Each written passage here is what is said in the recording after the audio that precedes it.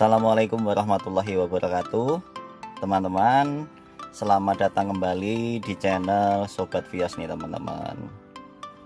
Semoga teman-teman semua selalu dalam lindungan Allah Subhanahu wa taala, dimudahkan rezekinya, dilancarkan usahanya, dan untuk teman-teman kita yang sedang sakit, semoga Allah segera mengangkat penyakitnya teman-teman.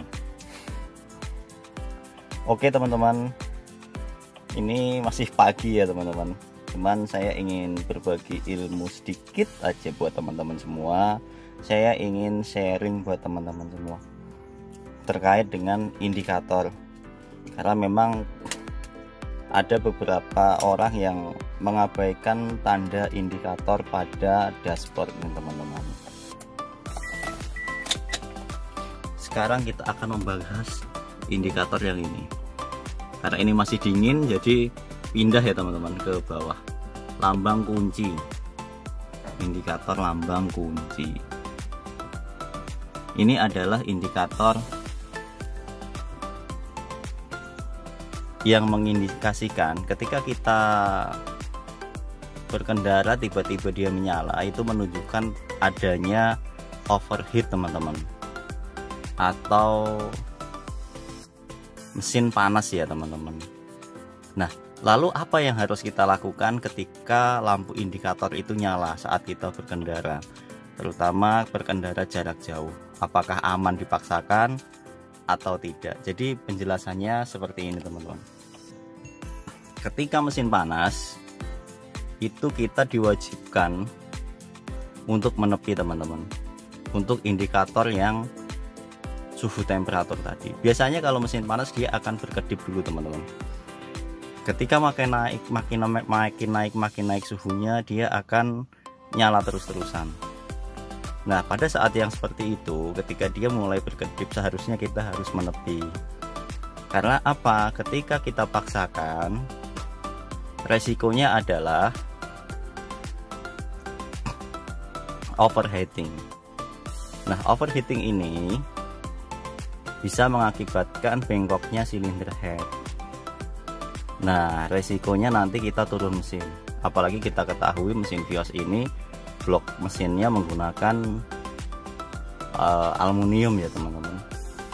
Jadi kita tidak bisa sembarangan untuk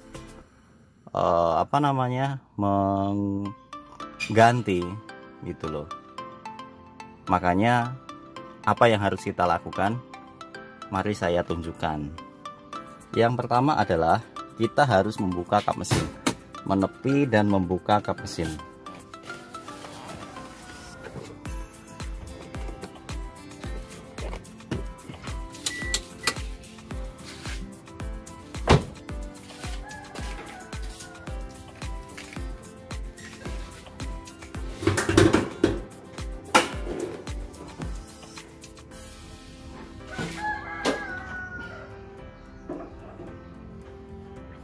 Setelah membuka kap mesin, yang kita lakukan selanjutnya adalah memeriksa sistem pendingin teman-teman. Mulai dari selang radiator, apakah ada kebocoran, lalu apakah air menyembur dari sini. Biasanya kalau panas itu air akan menyembur dari sini teman-teman. Kita pastikan jumlah air radiatornya cukup. Setelah kita pastikan semuanya tidak ada kebocoran misalkan, itu fix dari motor fan ya teman-teman, dari motor fan yang mati biasanya. Lalu apakah motor fan yang mati itu ketika di jalan masih bisa disiasati? Bisa teman-teman. Jadi ketika teman-teman menemukan matinya motor fan, itu cukup kita ketok bagian motornya di dalam ya teman-teman. Ini tangan saya, nah ini inti dari motor fan-nya, diketok menggunakan kunci roda teman-teman. Tujuannya apa? Ketika motor fan mati, itu biasanya diakibatkan karena arangnya habis atau berasnya habis ya teman-teman. Nah, ketika kita ketok atau kita pukul, biasanya arangnya itu dia akan bergerak maju dan membuat si kipas nyala kembali. Tapi itu hanya bertahan beberapa saat teman-teman. Itu hanya untuk emergency. Nah, setelah nyala, kita bisa bawa kendaraan kita, dan ketika bertemu bengkel baru kita ganti si motor van tersebut.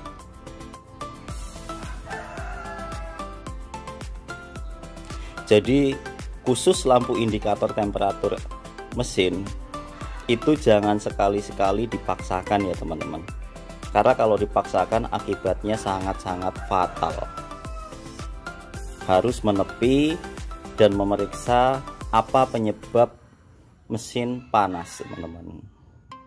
Itu kalau yang kerusakannya si motor van. Tapi kalau kerusakan yang lain, misalkan selang radiator bocor atau lower tank atau upper tank, si radiatornya retak atau pecah, itu lebih baik mobil diderek teman-teman, jangan dipaksakan. Lebih baik kita mengeluarkan uang sedikit untuk menderek mobil daripada kita habis puluhan juta untuk memperbaiki engine-nya. Itu saja sih teman-teman. Semoga tips saya atau yang saya sampaikan ini bisa bermanfaat untuk teman-teman semua, bisa digunakan, dan saya mengucapkan terima kasih sudah menonton video saya. Sampai jumpa di video-video saya selanjutnya. Jangan lupa subscribe, like, dan share video saya teman-teman. Oke, itu saja. Sampai jumpa lagi di video selanjutnya. Bye bye.